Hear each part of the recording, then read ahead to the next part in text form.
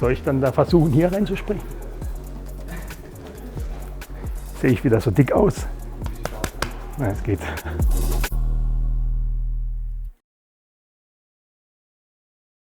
Hallo, wir sind hier bei Nice Shop Zentrale in Paldau, Österreich, und ich richte heute für unseren Online-Olibeta-Shop so ein Schauaquarium ein, dass die Jungs hier auch mal ein bisschen Aquaristik kennenlernen.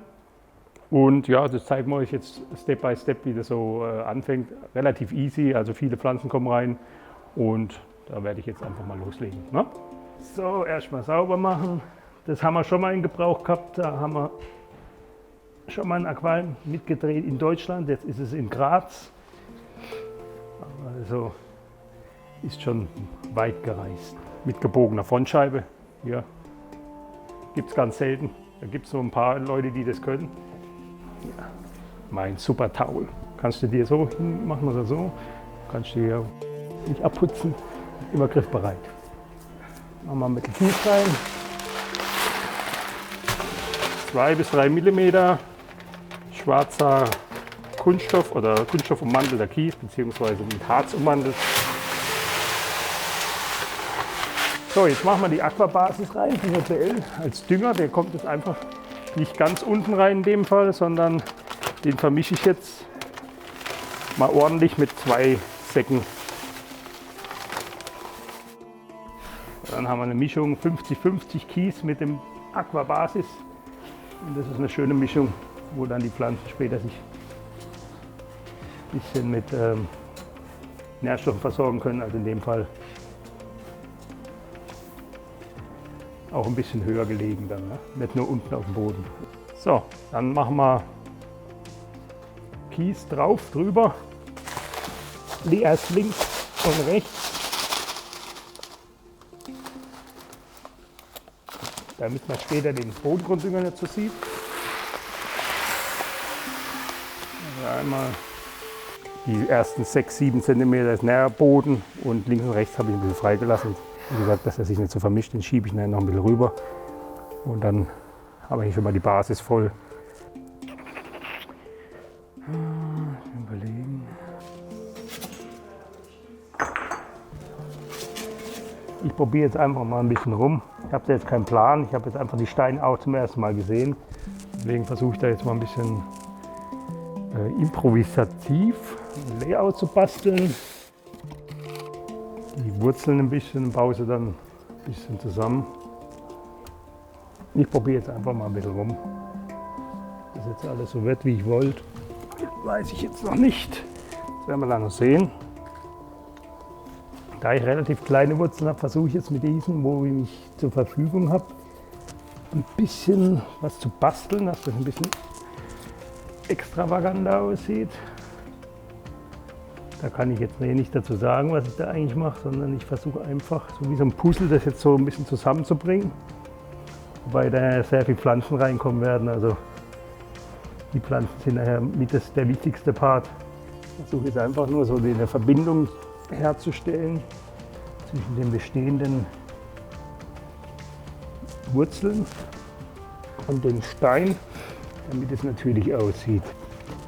Zur Sicherheit mache ich trotzdem mal noch ein paar Steine mit drauf, damit kann ich mir auch sicher sein, dass sie wirklich nachher nicht hochkommen. Ich muss immer ein bisschen dran rütteln. Die großen Steine sind nachher auch die, wo ich jetzt so hinlege, ein bisschen eine Barriere für die Stängelpflanzen, die reinkommen. Das heißt, damit kann ich das ein bisschen abgrenzen. So, jetzt überlege ich mir, ob ich in der Mitte ein bisschen Kies rausnehme und dass ich daher so eine kleine Straße hier mit reinbauen kann. Das heißt, ich mache jetzt einfach in der Mitte, versuche ich das ein bisschen rauszuholen. Nicht ganz, aber nur so ein Teil, weil da setze ich eine andere Kiessorte drauf, eine hellere. Und jetzt nehme ich mal den helleren Quarzkies. Das ist meine Schere jedes Mal. Ja, ich habe da hinten so eine kleine Straße dann. Oder so einen ausgetrockneten Flusslauf, wie ich ihn mal nennen will.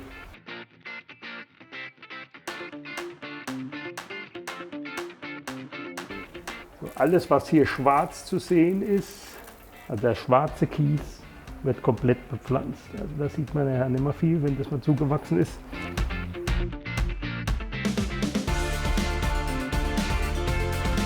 So, ich fange jetzt mal an mit den Pflanzen. Also ich habe mich jetzt mal entschieden, ich fange mit den Vordergrundpflanzen an. Erstmal in vitro, wir haben auch noch normale Topfpflanzen da. Hier hat das Flüssigagar drin. Ja, die schön waschen. Und dann kann man sie verwenden. Ich werde jetzt die Pava ein bisschen an die Seiten setzen, aber auch wahrscheinlich vorne hin. Bei den In-vitro-Pflanzen immer keine Algen, keine Pestiziden, keine andere Krankheitserreger. Die sind praktisch steril, wachsen in dem Cup.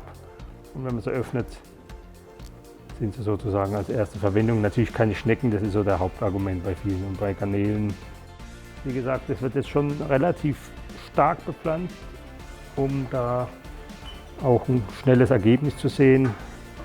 Die Tennelus werde ich jetzt dann so in dem Bereich in der Zwischenzone nehmen, dass die sich vermischt mit der Pava, der Kryptokorine, also ähnliche Blätter hat. Sieht das eigentlich ganz witzig aus.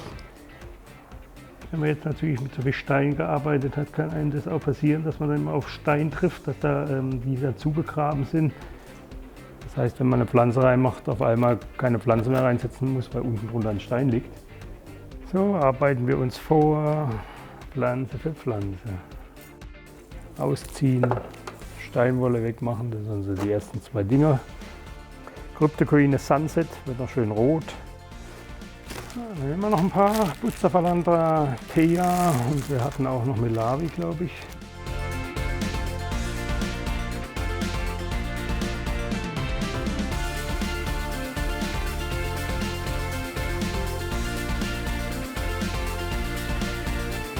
Langsam wird's. Ja, wenn da mal auch Licht drauf ist und Wasser drin ist, dann wirkt es auch gleich anders.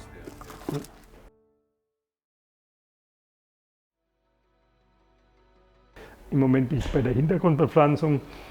Das ist jetzt Rotala, Rotundifolia oder Indica. Die wird auch später ganz rot. Also die stellt nachher hinten so einen roten Busch da. Und links wird die auch bepflanzt und hier in zentral kommt noch eine andere. Dann sind die meisten Pflanzen drin, vielleicht noch ein bisschen Moos, aber so im Groben ist es mal. Jetzt bei dem Aquarium habe ich bis jetzt noch kein einziges Mal einen Kleber benutzt. Da probiere ich jetzt einfach mal auch die, sagen wir mal gerade so die Stellen hier, wo eine Steine zu nutzen, das einfach ein bisschen reinzuklemmen, das reicht aus.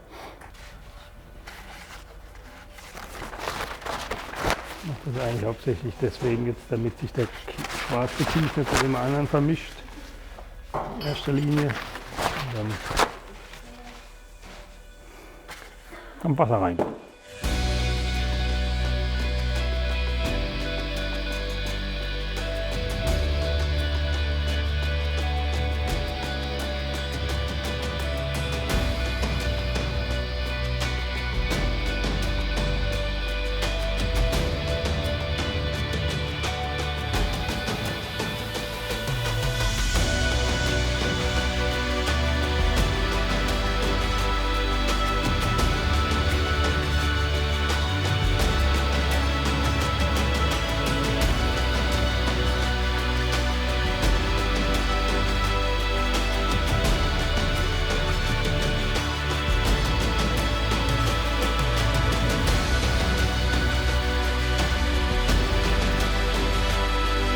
So, wir sind jetzt fertig, befüllt ist es.